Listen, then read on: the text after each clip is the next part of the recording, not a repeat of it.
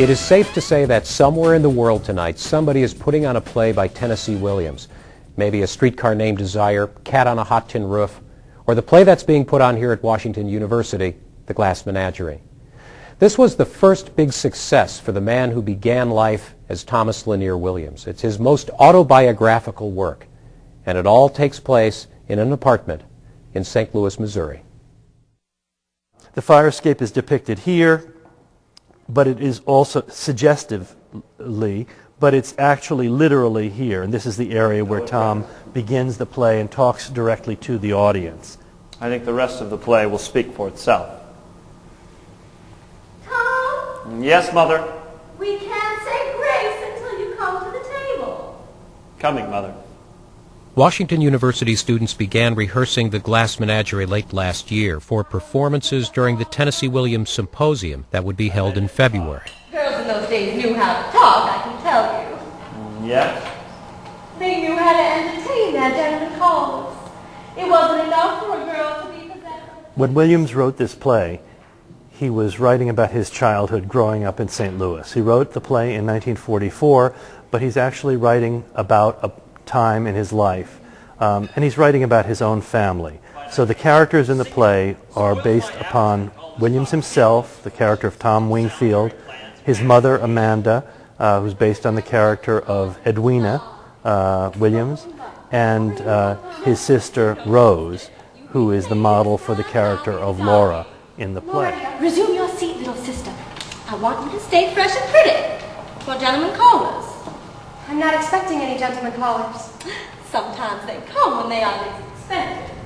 Why, I remember one Sunday after we just moved out. When the Williams family moved to St. Louis from Mississippi in the summer of 1918, they lived in this apartment building in the Central West End. They moved quite a bit, to this building on Taylor, then to another on Cates, and later to Enright in the University City Loop. The stage directions for the Glass Menagerie describe the apartment as a tenement, and it talks about alleys and fire escapes and a dingy, crowded, anonymous urban existence. Well, the Williams family never lived in slums, and they didn't live in poverty. They simply lived in typical city apartments.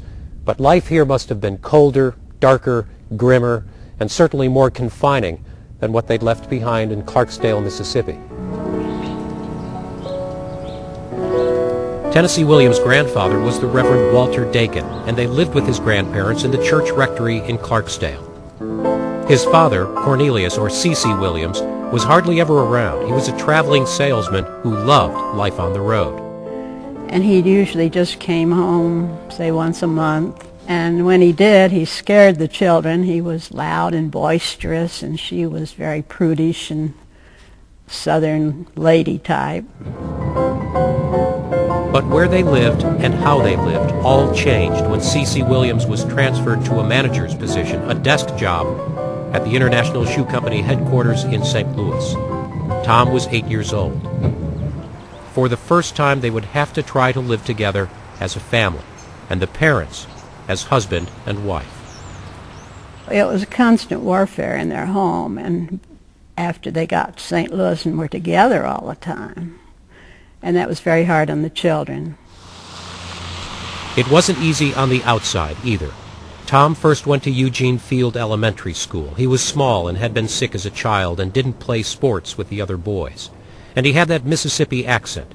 From the start, Tennessee Williams felt out of place, isolated in the big city. He was picked on at school. He was picked on at home. But my father took a dislike to my brother because he considered him to be a sissy because of the fact that he had the theory he couldn't play baseball and things of that sort. But I came along. I was the bright-haired boy in the family because I was the father's favorite. And I was called, my father was always holding me on his lap and calling me Baby Snooks. And he called my brother Miss Nancy. When Dakin came along, his father was very happy. He and Dakin got along fine, but he really never showed any affection for Tennessee or even his sister Rose. Lately, I've been spending most of my afternoons in the toolbox. That big glass house where they raise tropical flowers. Tennessee Williams' closest relationship growing up was with his sister. She was the model for the shy, limping Laura in the play, who lives in a world of glass animals and phonograph records. In fact, Rose Williams was an attractive, outgoing young woman whose real disability was a worsening mental illness, schizophrenia. Growing up in a troubled house, Tom and Rose Williams found refuge in each other. My sister was suffered a great deal with all the trauma in the house, all the fighting. She was really his muse, I think it's true. I mean, she was the one that encouraged him to write. When he was at Blewett Junior High School, Thomas Lanier Williams wrote for the student paper Junior Life, and in 1924 he had his first story printed. He kept writing through high school. He first went to Soldan, but his mother was always looking to move up socially, and that meant moving further west, to University City, where Tom graduated from high school.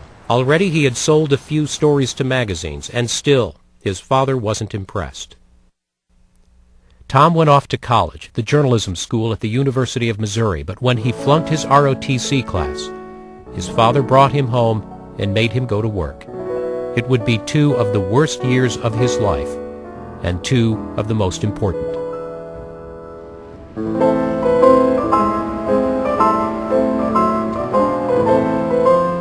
It was the Depression, but downtown St. Louis was still a busy center of the garment and shoe industries, and there was plenty of work to be done.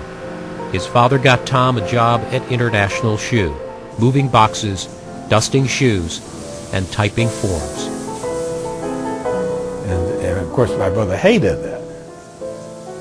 But you can imagine how hard it was for him. And here he was a poet. He wanted to write. At that time he thought of himself as a poet. His favorite escape, just like the character Tom in Glass Menagerie, was the movies. Williams would often go to the theaters downtown or on Grand or the Tivoli, which was right by their apartment. Then the other big thing that he did was go to the Municipal Opera Theater. And that affected his plays, definitely. I mean, he used music in practically all his plays, dance in quite a few of them.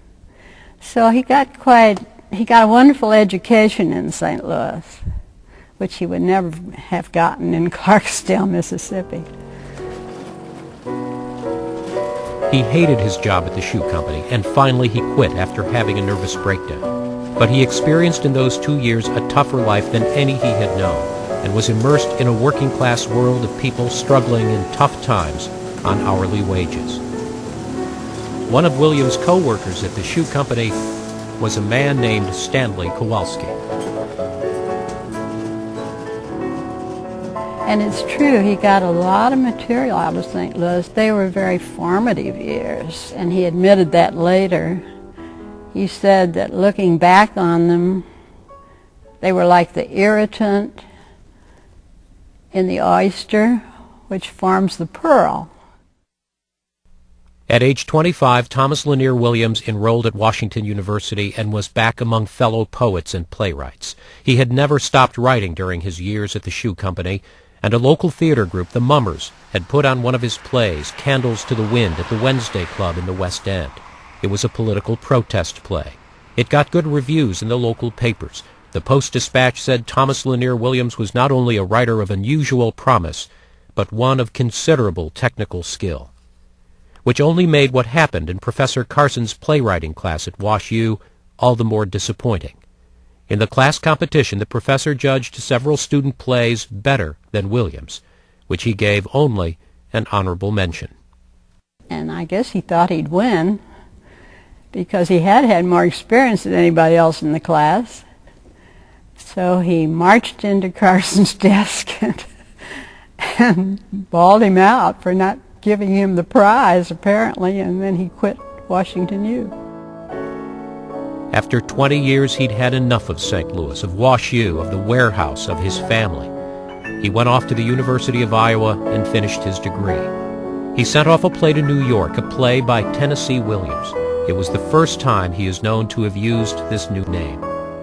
And in 1938, he discovered New Orleans. He rented a room in the French Quarter and found something he had never found in St. Louis, a place that he seemed to fit into. He considered New Orleans his spiritual home, And in a 1981 interview, he talked about the transformation that took place. I had been a rather proper sort of person, you know, in my private life. So I entered the decadent world of New Orleans. Then I discovered a certain flexibility in my sexual nature, shall I say. You can't blame him for not enjoying life here. Of course, I love St. Louis, and I've always had a good time here. Dakin Williams angered many of his brother's friends and fans when he insisted on having him buried not in New Orleans, but in the family plot in St. Louis. Williams had worked hard to leave his life here behind, but its influences are deeply embedded in his work. And his misery here gave him the play that set him free. Animals have secretions in their stomach, which It's very much a play about memory, and it's a play also about guilt. I think Williams experienced a lot of guilt about leaving. One of the most important features of any production of the Glass Menagerie is the fire escape, because all of the characters are seeking some form of escape, and it's out of that fire escape or onto it that Tom leaves at the end of the play. He's looking back on his past. the afternoon of Blue Mountain, your mother received. Lorin Cuoco researched Tennessee Williams as co-editor of the book Literary St. Louis. She talked to Anne-Marie Berger about Williams' life and his work, including the losing student entry, Mi Vascia, the one-act play that is still in Washington University's files. All right, well, we'll jump right into Tennessee Williams, his lost year at here in St. Louis, the 1936-1937 academic year at WashU. Why do you think that that's something that he never ever wrote about, including even in his memoirs? Do you think that has something to do with losing the contest with Mi Vascia? Yes, evidently this was not something he remembered fondly. What did his classmates think when they read it, when he read it out loud in class? I think they tried not to laugh. Oh, that bad. Yes. It was not received well, but apparently rather politely. It was given honorable mention, which was essentially fourth. And just so because he was so accomplished otherwise. In other words, the sorts of things he was reading in class were very engaging and very admired by his... So they were a little surprised that this was his work. That this was the play that was submitted, because the other kind of stories he was telling were about his rather extravagant family. How much of his time during that time before he actually became Tennessee Williams and left St. Louis for that time is reflected in his writing? How important is that time to him as a writer? I think it's in everything he wrote. St. Louis is in everything that Tennessee Williams wrote. A lot of people don't know that, I don't think. A lot of people, the average people don't realize that. Well, I think it's, but it's as much emotional as it is literal. And indeed, there are many literal references in his plays as well. But because it was his formative time, he had a bully for a father. His manner was mocked, and he wanted to be a writer. All of these things made him odd. I think that's his angst is the whole key. The history of art is filled with stories of bad family life. So one can spin things. You got to blame it somewhere. Well, the family always seems to be the best place to go. So, but the Glass Menagerie, I believe, is the most autobiographical. You've got Tom the poet and the Rose character and Laura and the Miss Edwina character and Amanda. The whole physical landscape as well of that play is just redolent of St. Louis. What? No one? You must be joking. Not one gentleman caller. It can't be true. There must be a flood. There Do you know what his mother's reaction to that play was? Oh, she was devoted to him throughout the whole of his career. I mean, I don't think really he could have done anything wrong. So she didn't look at it as a insult. Oh, I'm sure she was thrilled by being portrayed in that play, regardless of how the portrayal was. $50 tuition. All of our plans, my hopes and ambitions for you, just gone up the spout. As part of Washington University's 150th anniversary, they were putting on a Tennessee Williams symposium with lectures and plays, the staging of the Glass Menagerie, and Me Vasha, the student play that didn't win. They're calling it Williams' secret year because the playwright never mentioned his year at the university in his memoirs and rarely talked about it. Tennessee Williams, in fact, kind of rewrote and edited his own life story, created his own character, gave himself a new name, even a new hometown. You could argue, in fact, that Tennessee Williams really is from New Orleans. It's Tom Williams who was from St. Louis.